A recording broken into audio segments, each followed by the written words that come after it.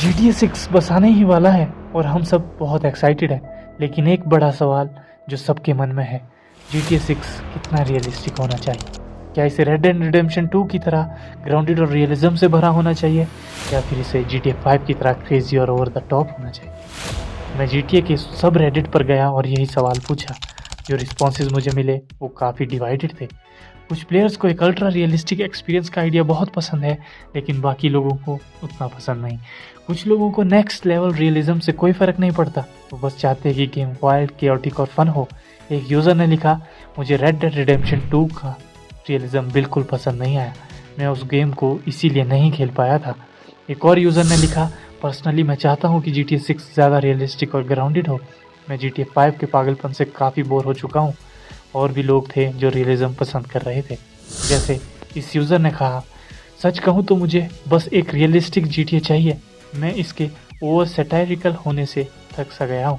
अब तक जो फुटेज और रील्स और लीक्स मिले हैं, उससे लगता है कि रॉकस्टार GTA 6 के साथ एक ज़्यादा रियलिस्टिक अप्रोच ले रहा है। रियलिज्म की तरह इस बदलाव का एक एग्जाम्पल है कि पुलिस अब कैसे बिहेव करती है। लीक्स दिखाते हैं कि इस गेम में पुलिस बहुत ज़्यादा एडवांस्ड होगी और आपके क्राइम्स पर ज़्यादा रियलिस्टिकली रिस्पॉन्ड करेगी। एग्जाम्पल के लिए एक लीक्ड फुटेज में हमें एक टाइमर दिखता है जिस पर लिखा है पुलिस के डिस्पैच होने तक का टाइम। कोई क्राइम करने के बाद ये टाइमर स्क्रीन पर आ जाता है, जो प्लेयर्स को बताता है कि पुलिस के आने में कितना टाइम लगेगा। तो पुलिस अब एकदम से कहीं से भी नहीं आ जाएगी और पुलिस के आने में थोड़ा टाइम लगेगा, बिल्कुल रियल लाइफ की तरह। सिर्फ यही नहीं, गेम में एक नया विटनेस सिस्टम भी लग रहा है। लीक्ड फुटेज के हिसाब से जो लोग आपको क्राइम करते देखेंगे, उनके सर के ऊपर से एक येलो आइकन होगा। ये विटनेस पुलिस को आपकी गाड़ी की डिस्क्रिप्शन देकर अलर्ट कर सकता है। अगर आप नहीं चाहते कि पुलिस आपको पहचाने और आपका पीछा करे, तो आपको विटनेस को रिपोर्ट करने से रोकना होगा, या तो उन्हें धमाका कर या फिर उन्हें काबू कर।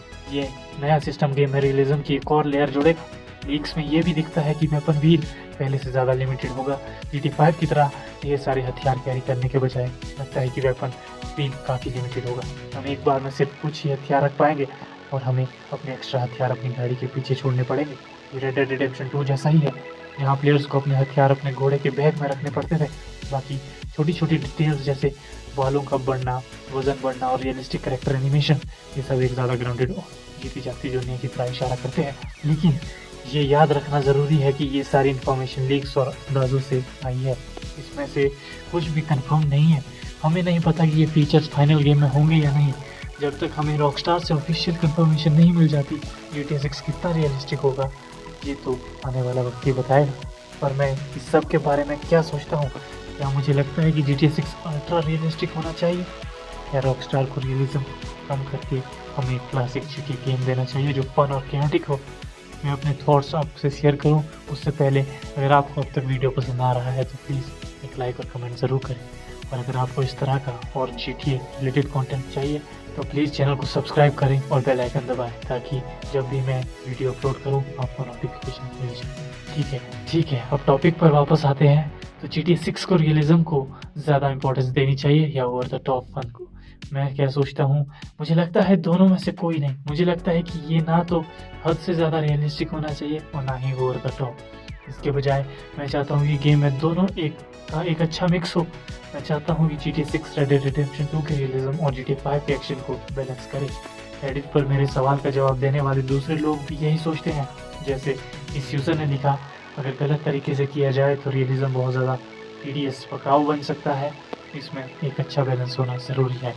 और इस यूज़र ने लिखा, दोनों में से कोई भी चीज़ ज़्यादा हो गई तो बेकार लगेगा। तो हाँ, मुझे भी यही लगता है कि दोनों के बीच में एक मिक्स ही सही अप्रोच है। सोच के देखो, रेड डेड रिडेम्पशन 2 ने हमें एक बहुत ही इमर्सिव और रियल लाइफ जैसा एक्सपीरियंस दिया, जहाँ हर डिटेल मायने रखती थी। उसने आपको स्लो डाउन किया और उस दुनिया के हिस्सा महसूस कराया, लेकिन कभी कभी वो थोड़ा ज़्यादा ही स्लो लगता था। वहीं GTA 5 ने हमें ओवर द टॉप एक्शन और पूरा मज़ा दिया, लेकिन रियलिज्म की कीमत में। अगर रॉकस्टार इन दोनों फिलोसफीज़ को मिलाकर एक अच्छा बैलेंस बना ले तो हमें एक ऐसी गेम मिल सकती है जो रियल और जिंदा करे, लेकिन उसमें वो क्रेजी एक्शन भी हो जिसके लिए GTA जाना जाता है। फॉर एग्जाम्पल, एक रेपुटेशन सिस्टम से क्राइम्स के अंजाम महसूस करा सकता है, लेकिन हमें जब मन करे तब तबाही मचाने की आज़ादी भी होनी चाहिए। रियलिस्टिक पुलिस बिहेवियर टेंशन बढ़ा सकता है, लेकिन इसे बहुत ज़्यादा पनिश करने वाले मैकेनिक्स के साथ गेम का मज़ा खराब नहीं होना चाहिए। अनलिमिटेड वेपन स्पेस जैसे नए फीचर्स अच्छे होंगे, बस वो परेशान करने वाला माइक्रो मैनेजमेंट ना बन जाए। रियलिज्म को एक्सपीरियंस बेहतर बनाना चाहिए, ना कि मज़े के रास्ते में आना चाहिए। मुझे लगता है कि रियलिज्म और फन को बैलेंस करना ही GTA 6 के लिए सही अप्रोच है। ये बैलेंस GTA 6 को एक सच्चा ओपन वर्ल्ड मास्टरपीस बना सकता है। तो यही मेरी राय है, लेकिन अब मैं आपके विचार सुनना चाहता हूँ कि GTA 6 को ग्राउंडेड होना चाहिए, क्या इसे ओवर द टॉप होना चाहिए, या इनके बीच में कुछ